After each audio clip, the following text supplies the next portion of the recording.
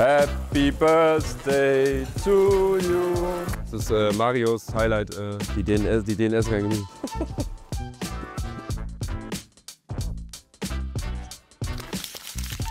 Gute, ich bin Erik Höfling, Mannschaftskoch von Eintracht Frankfurt und heute nehmen wir euch mit nach Augsburg zum Auswärtsspiel. Auf geht's! Okay, und rein. Ja, das ist ja mehr so eine Hybrid-Kitchen, wo ich alles nachher heiß machen kann. Und genau, ein paar kalte Sachen, Salate, Dessert und so weiter.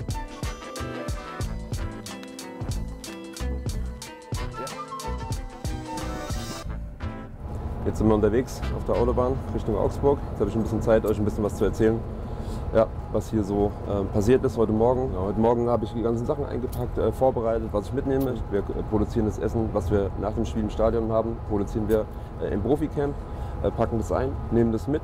Das nachher wird kühl gestellt und genau, morgen nach dem Spiel wird das Essen eben zubereitet für die Jungs. Die Vorbereitung für so ein Spiel fängt natürlich schon viel früher an. Wir haben die Woche ein Meeting gehabt, wo wir mit meiner Ernährungsberaterin nochmal darüber gesprochen haben, was die nächsten Tage ansteht, was in Augsburg ansteht und was wir nach dem Spiel zu essen anbieten.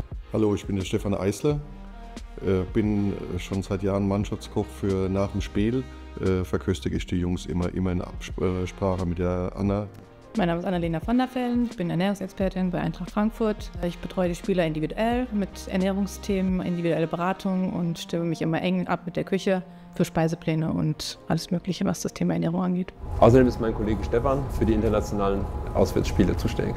Also ich bin gelernter Koch und Küchenmeister, bin ein bisschen durch die Welt gereist, auf dem Schiff gewesen, in der Schweiz gearbeitet, in Restaurants und Hotels in Frankfurt, genau, und bin vor 4 Jahren bei der Eintracht gelandet, bin Küchendirektor von dem Profi-Camp. Wir versorgen auch die ganzen Angestellten von Eintracht Frankfurt, betreuen die Events dort vor Ort, Konferenzservice, genau, und ich betreue eben mit meinem Team zusammen auch die Jungs und kochen dann speziell auch nochmal für die. Man kommt schon viel rum, man lernt viele Leute kennen und klar, die ganzen Stadien, die man sieht, die Stimmung, ja, dass man in diesem Inner Circle mit dabei ist, das ist schon sehr aufregend, spannend, macht viel Spaß.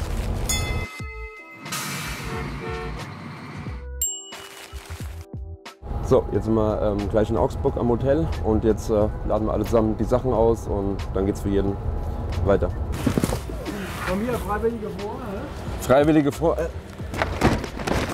Ich gucke mir jetzt hier schon mal die Räumlichkeiten an, wo heute Abend das Essen stattfinden wird. Hier wird das Buffet sein, hier werden die Spieler sitzen. Und ich bin jetzt mit dem Küchenchef verabredet und wir gucken uns jetzt gleich mal an, ob alles da ist, was ich bestellt habe, ob alles passt, ob irgendwas fehlt. Ob die Qualität so ist, wie wir sie bestellt haben und genau. Und dann werden die Vorbereitungen für heute Abend beendet. Hallo zusammen.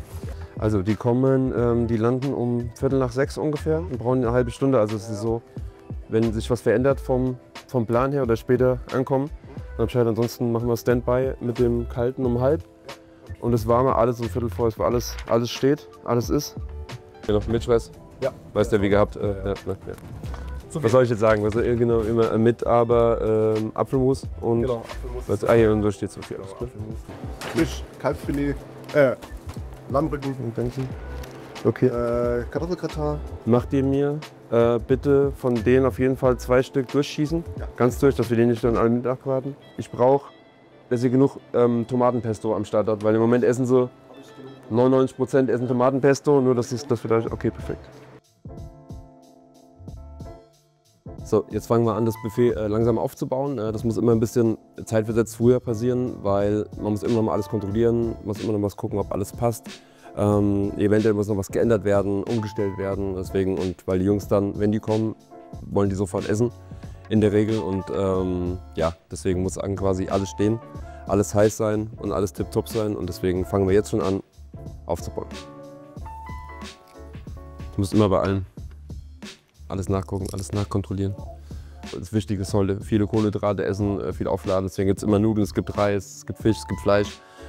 Pastastation, wie gesagt, wird auch gern gegessen, ordentlich Dessert, einfach damit richtig aufgeladen wird, weil heute ist eigentlich der entscheidende Tag ist heute, dass man heute vernünftig Kohlenhydrate zu sich nimmt, damit sie morgen auch gut in Form sind, sozusagen.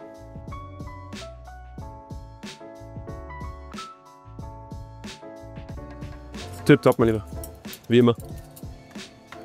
Ja, top. Ja, muss man wieder ziehen, oder? Ziehen wir da? Ja. Der ist lecker. Ein bisschen mehr Zucker, also. Aber sonst. Das ist Marios Highlight bei jedem Buffet.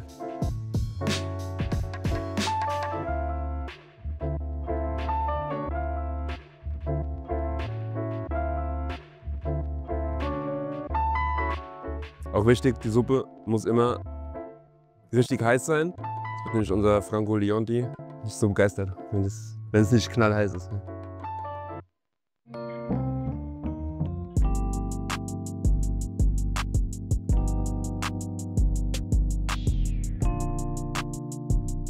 Alles ready, ne? Ist klar? Auch? Okay. Gut. So. Auch? Willst du auch? Die DNS kein Gemüse. Das Törtchen könntest du schon mal bestücken mit Pyrotechnik und sie vor den Raum bringen, ich nimm's dir dann davon. Ja. Das ist ein lümmersches Singen. Und die geht aber schnell auf. Ich weiß ja nicht. Happy birthday to you. Happy birthday.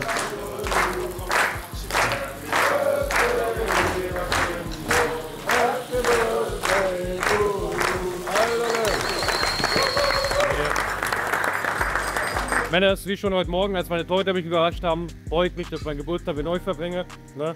Und ich wünsche mir 2 Sachen. Einmal, dass ihr pünktlich bezahlt und dass wir morgen das Spiel gewinnen.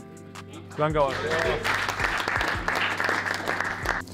So, die letzte Runde des Tages heute sind meine Nussecken. Ja, die müssen zu jedem Spiel, Auswärtsspiel, abends da sein, sonst gibt es ganz schlechte Stimmung. Ja, und die stellen wir jetzt hier bereit. So, und dann sehen wir uns morgen früh vom Frühstück.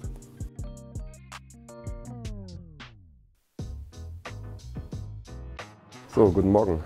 Es geht weiter, Spieltag, Frühstück. Genau, hinter mir wird jetzt gerade das Buffet aufgebaut und ich nehme euch natürlich auch hier mit, um zu zeigen, was heute Morgen alles stattfindet. Es gibt verschiedene Wurst- und Käsesorten, wir haben Müsli, wir haben Porridge, wird gleich noch eine Eierstation aufgebaut. Und hier hinten das Wichtigste ist die Omelette-Station, das ist auch so eine Live-Station. Genau, und ab 8 Uhr geht's los und dann kommen die Jungs immer, je nachdem wer wie lange schläft, genau, dann zum Frühstück oder das Stuff genauso. Ja, bis 10:30 Uhr haben wir Zeit. Wo ist dann? Guten Morgen.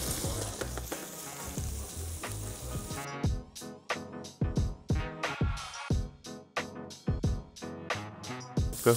Kleine Omelette, ja. Gerne mit Schinken, Zwiebel. Ja. 2 Eier reichen. Ja. Danke mal lieber. Gerne, gerne. So, jetzt sind wir gleich beim sogenannten Pre-Match. Das ist das letzte Essen vom Spiel. Genau, die Jungs sind jetzt gleich in der Besprechung und kommen gleich zum Essen. Und ich zeige euch mal, was es jetzt hier zum Essen gibt. Fangen hier so ein bisschen leichten Salaten an, bisschen Obst, bisschen Joghurt. Genau, und jetzt haben wir hier frisches Gemüse, Reis, Kartoffelpüree, veganes Curry, Pute, Doradenfilet und eine Brühe. Eine Brühe ist immer leicht verträglich, das macht es ein bisschen einfacher für die Jungs. Genau. Und am wichtigsten natürlich ist unsere Live-Pasta-Station. Natürlich Bolognese, Tomatensauce und hinten als Dessert ganz klassisch Milchreis. Die Jungs müssen jetzt sofort nochmal richtig aufladen. Und am besten was der Körper sofort greifen kann. Und deswegen ja genau auch keine Vollkornprodukte, sondern wirklich nur normale Nudeln sozusagen, Reis, Kartoffelpüree. Standardisiert, es gibt immer dasselbe. Damit jeder von den Jungs weiß, wie viel er davon isst, was er gut verträgt. Da gibt es keine Experimente.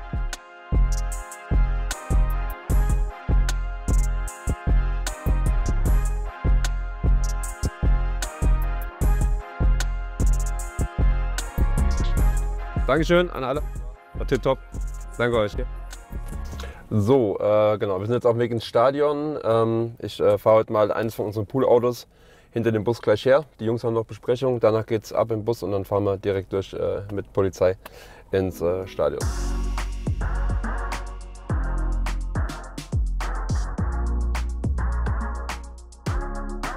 Ich checke jetzt mal die Lage, ob schon alles da ist, baue mir schon mal soweit alles auf und dann geht es in der zweiten Halbzeit weiter.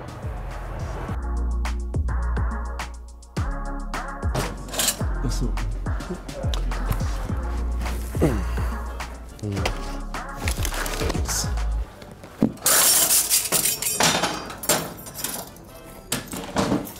Ostergrüße hier von oben vom Kommentatorenplatz. Mag keine lang, aber diesmal haben wir nicht die eiskalten Temperaturen, sondern wollige 22 Grad.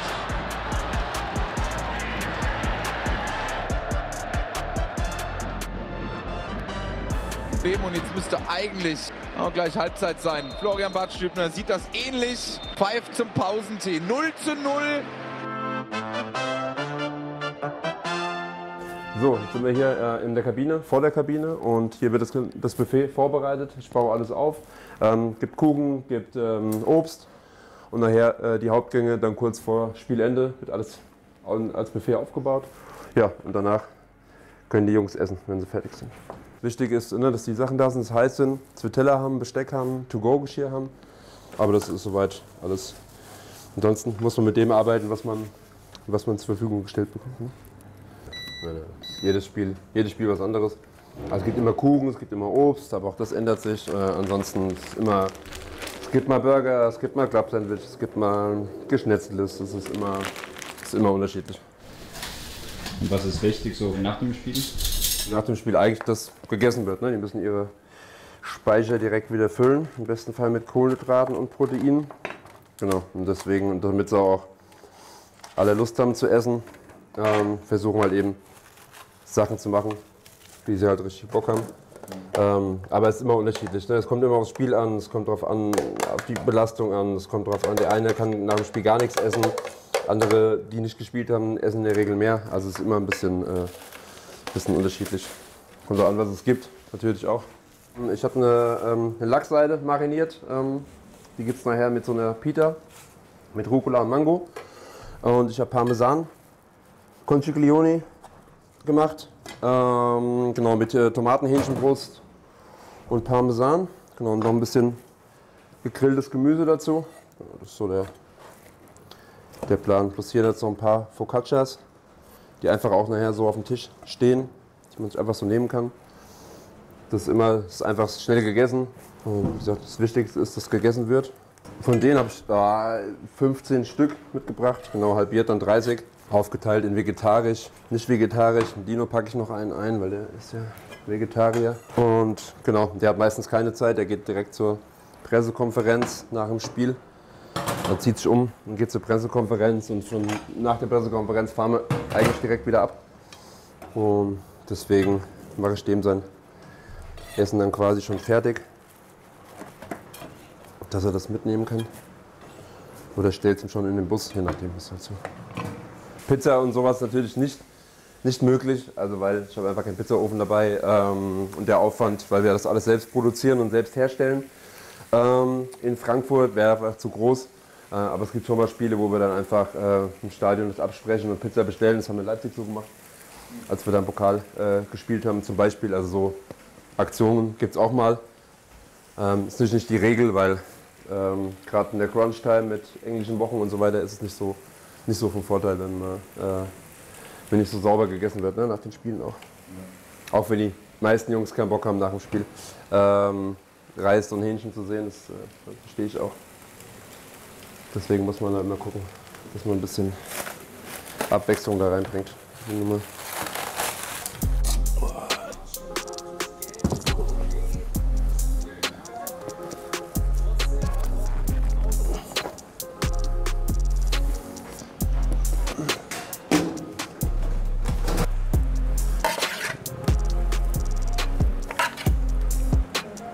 Deko.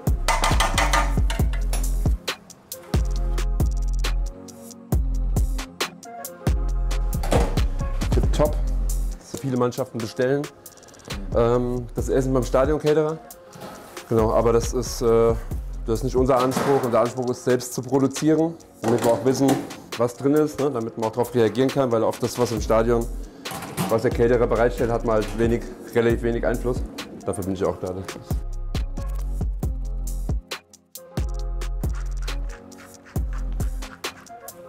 Und jetzt ist es vorbei. Die Eintracht holt einen Punkt in Augsburg. 0:0.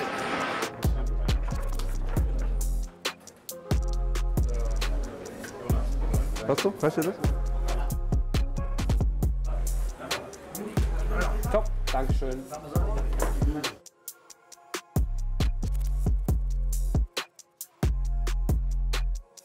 So, die Jungs sind am Essen, ist alles versorgt. Wir fliegen jetzt gleich zurück nach Frankfurt und ich hoffe, es hat Spaß gemacht. Bis zum nächsten Mal.